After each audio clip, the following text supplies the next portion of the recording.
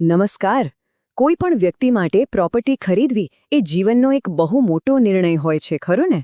જાણે એક સપનું સાકાર થઈ ગયું હોય. પણ જરા વિચારો કે જે મિલકતને કોઈ સપનાનું ઘર માની રહ્યું હોય એ જ એક એવા કાનૂની દાવપેચમાં ફસાયેલી હોય જેના વિશે સહેજ પણ ખ્યાલ ન હોય. બસ આજે આપણે એવા જ એક છુપા જોખમ એટલે કે લીઝ પેન્ડન્સ વિશે વાત કરવાના છીએ. અને હા, પ્રોપર્ટી ખરીદનાર દરેક વ્યક્તિ માટે આ સમજવું ખૂબ જ જરૂરી છે. તો ચાલો ને સીધા જ મૂળ સવાલ પર આવી જઈએ. શું કોઈ એવી મિલકત ખરીદવી સલામત ગણાય કે જેના પર કોર્ટમાં કેસ ચાલી રહ્યો હોય?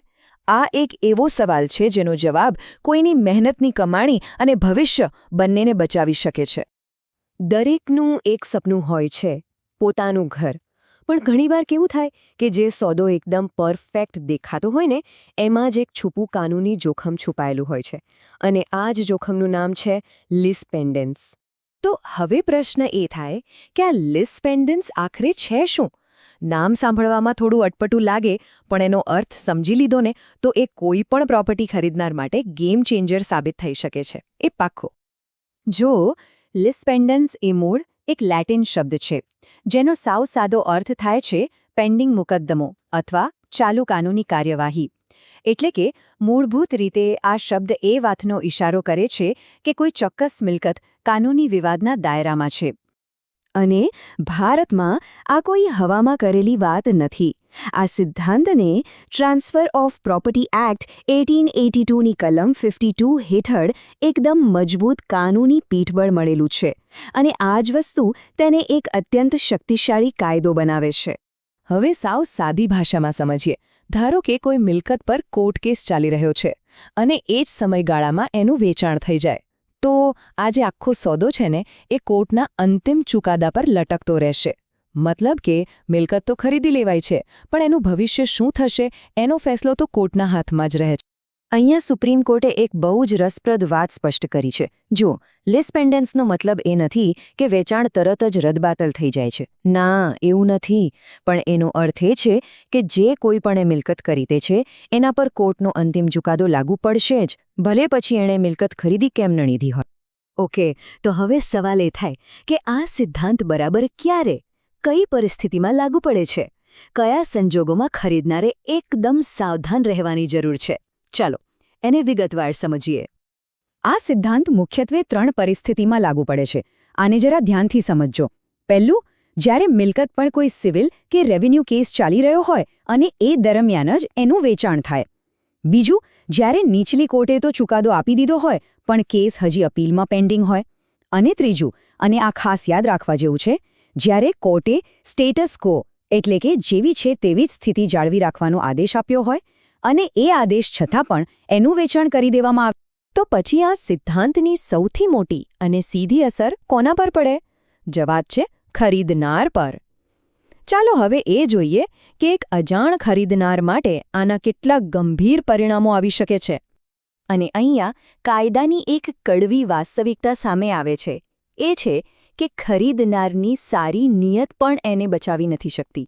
ભલે કોઈ વ્યક્તિએ પૂરી ઈમાનદારીથી પૂરેપૂરા પૈસા ચૂકવીને મિલકત ખરીદી હોય, કાયદો એકદમ સ્પષ્ટ છે. આવા કિસ્સામાં તેને માલિકી હક નથી મળતો અને તે કોર્ટના અંતિમ નિર્ણયથી બંધાયેલો રહે છે. કોઈ છૂટકો જ નહીં. જરા વિચારો કે આના પરિણામો કેટલા ગંભીર હોઈ શકે છે. પહેલું તો, વેચાણ થઈ ગયા પછી પણ કોર્ટના માત્ર એક ઓર્ડરથી મિલકત હાથમાંથી જઈ શકે છે. બીજું, ખરીદનાર પોતે જ ચાલુ કેસમાં પક્ષકાર તરીકે જોડાઈ પણ નથી શકતો. અને સૌથી મોટી અને મહત્વની વાત, અરે મને તો આના વિશે કંઈ ખબર જ નહોતી, આ દલીલ કોર્ટમાં સહેજ પણ ચાલતી નથી. તો સવાલ એ છે કે તો પછી આના વિશે ખબર કેવી રીતે પડે? બસ આના માટે જ કાયદામાં એક જોગવાઈ છે. સબ રજિસ્ટ્રાર ઓફિસમાં લીઝ પેન્ડન્સ નોટિસ રજિસ્ટર કરાવી શકાય છે. આ એક પ્રકારની જાહેર ચેતવણી છે જે દરેકને જણાવે છે કે ભાઈ, આ પ્રોપર્ટી પર કેસ ચાલી રહ્યો છે, સાવધાન રહેજો. અને બસ આ જ કારણ છે કે અજાણ હોવાનો દાવો કાયદાની નજરમાં ટકતો નથી. સારું, તો આ બધી સમસ્યાઓ તો સમજી લીધી, પણ એનાથી બચવાનો રસ્તો શું? ચાલો હવે સમસ્યામાંથી ઉકેલ તરફ આગળ વધીએ અને એ જોઈએ કે કોઈપણ મિલકત ખરીદતા પહેલાં કઈ બાબતોની પાક્કી ચકાસણી કરવી જ જોઈએ. તો પોતાને સુરક્ષિત રાખવા માટે શું કરવું? આ રહ્યું એક એકદમ સરળ પણ ખૂબ જ ઉપયોગી ચેકલિસ્ટ. સૌથી પહેલાં હંમેશા તપાસ કરો કે પ્રોપર્ટી પર કોઈ કોર્ટ કેસ પેન્ડિંગ છે કે નહીં. બીજું, કોઈ અપીલ તો ચાલુ નથી ને એ પણ ચોક્કસપણે ચકાસો. ત્રીજું, સબ રજિસ્ટ્રારની ઓફિસમાં લીઝ પેન્ડન્સ નોટિસ નોંધાયેલી છે કે કેમ એ ખાસ જુઓ. ચોથું, મહેસૂલી રેકોર્ડની ઝીણવટભરી તપાસ કરો.